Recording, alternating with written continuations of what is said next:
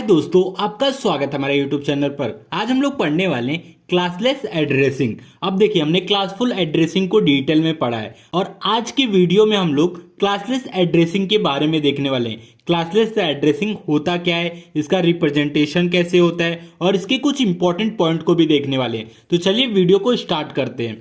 Classless addressing, classless addressing also known as CIDR, classless inter-domain routing, is an IP address scheme that does not follow to the traditional classes. Classless addressing को हम लोग CIDR भी बोलते हैं। CIDR का full form क्या होता है? Classless inter domain routing. अब जहां अगर आपको क्लासलेस की जगह पे CIDR भी लिखा है तो मतलब दोनों का मतलब सेम है। अब देखिए, जो CIDR है ये हमारे ट्रेडिशनल क्लासेस को फॉलो नहीं करता। अब ये ट्रेडिशनल क्लासेस क्या होता है? अब क्लासलेस एड्रेसिंग से पहले हमारा क्लासफुल एड्रेसिंग था। तो क्लासफुल एड्रेसिंग में हमारा आईपी एड्रेस क्लासेस में डिवाइड था। Class A, class B, class C, class D, ऐसे हमारे क्लासेस में डिवाइड था। तो हमारा जो क्लासलेस एड्रेसिंग है ये हमें ट्रेडिशनल क्लासेस को फॉलो नहीं करता, मतलब क्लासेस को फॉलो नहीं करता। अब दूसरा पॉइंट देखते हैं। In classful addressing IP address divide into network ID, host ID, same as it is in classless addressing IP address are divide into prefix and suffix instead of network ID and host ID. मतलब ये क्या बोल रहा है?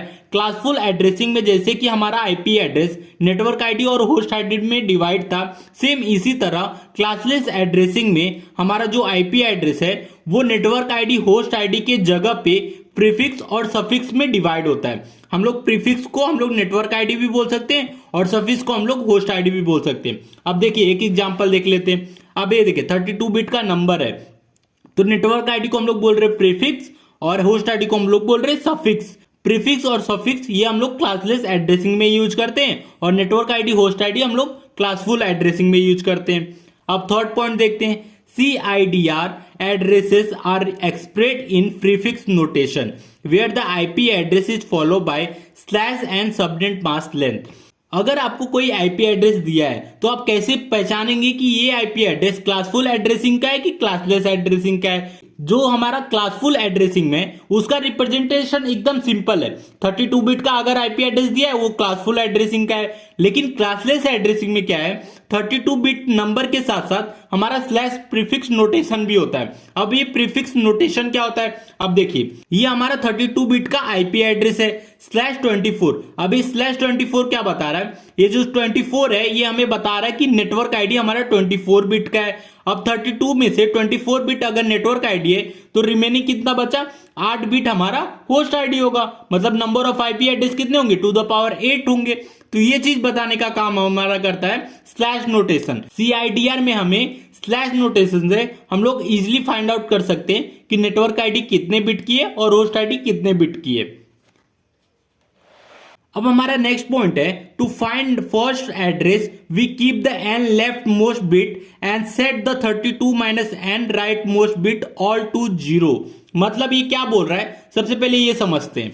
अब ये देखिए, हमारा 32 बिट का नंबर है। अब 32 बिट के नंबर में हमारा नेटवर्क आईडी है n बिट का। तो n बिट का अगर हमारा नेटवर्क आईडी है तो हमारा होस्ट आईडी कितने बिट की होगी? 32 माइनस n, मतलब सफिक्स हमारा 32 माइनस n बिट की होगी।